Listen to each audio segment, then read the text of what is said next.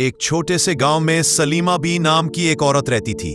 उसका पति कई साल पहले गुजर चुका था। उसकी दो बेटियां थीं, रुखसाना और नजमा। सलीमा ने दोनों बेटियों को अपनी जान से भी ज्यादा प्यार किया था। गरीबी के बावजूद उसने कभी बेटियों को यह महसूस नहीं होने दिया कि उनके सिर से पिता का साया उठ चुका है। हर सुबह वे सूरज निकलने से पहले उठती, नमाज पढ़ती और फिर दूसरों के घर काम करने चली जाती। कोई झाड़ू पोछा, कोई बर्तन, कोई कपड़े धोना। जो कुछ भी कमाती उसी से घर चलता। लेकिन उस माँ की आंखों में हमेशा एक ही सपना बसता था, मेरी बेटियां पढ़ लिख जाएं, अपने पैरों पर खड़ी हों।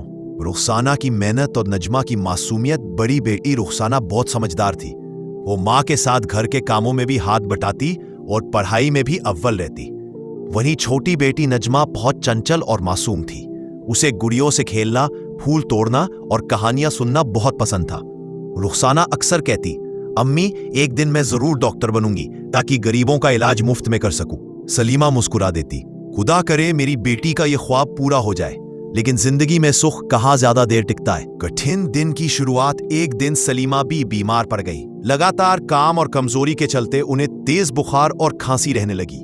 रुखसाना स्कूल से लौटकर माँ के पास बैठती, उनके पैर दबाती और कहती, अम्मी आप आराम करिए, मैं सब कर लूंगी। लेकिन कौन जाने थी कि यह बीमारी धीरे धीरे मौत की तरफ ले जा रही है। इलाज के पैसे नहीं थे और गांव का हकीम सिर्फ दवाइयों का नाम लेकर पैसे मांगता था। रुखसाना ने किताबें बेच डाली ताकि मां की दवा आ सके। जब हकीम ने दवा दी तो मां के चेहरे पर हल्की मुस्कान आई, पर हालात सुधरने के बजाय और बिगड़ते चले गए।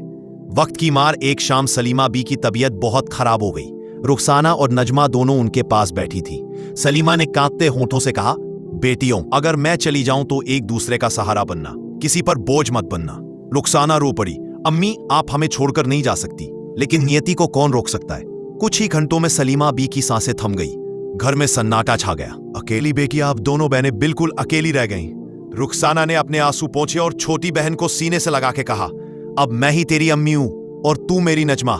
वो दिन से रुखसाना ने सब कुछ छोड़ दिया, स्कूल, खेल, सपने। वो दूसरों के घरों में काम करने लगी ताकि नजमा की पढ़ाई जारी रह सके। कभी कभी भूख से पेट में दर्द होता, लेकिन वो नजमा को खिला के खुद भूखी सो जाती। रुखसाना की जिंदगी अब बस एक ही मकसद थी, अपनी छोटी बहन को खुश रखना। एक सस्ते किस्मत का दूसरा मोड़। सालों गुजर गए। नजमा बड़ी होकर कॉलेज में दाखिल हो गई। वो बहुत होशियार थी और टीचर्स उससे बहुत खुश रहते थे। एक दिन कॉलेज में एक एनजीओ आया जो गरीब बच्चों को स्कॉलरशिप देता था। नजमा ने जब अपनी कहानी बताई तो सबकी आंखें नम हो गईं। उसे स्कॉलरशिप मिल गई और उसी दिन से उसकी जिंदगी बदलने लगी। अब रुखसाना ने भी राहत की सांस ली। वो हर रोज नमाज में अल्लाह का शुक्र अदा करती कि उसकी मेहनत रंग लाई। सफलता की रोशनी। 5 साल बाद नजमा डॉक्टर बन गई। वही सपना जो रुखसाना ने देखा था। लेकिन उसने अपनी डिग्री रुखसाना के नाम की। उसने कहा, दीदी ये डिग्री आपकी है, आपने जो किया वो कोई नहीं कर सकता था।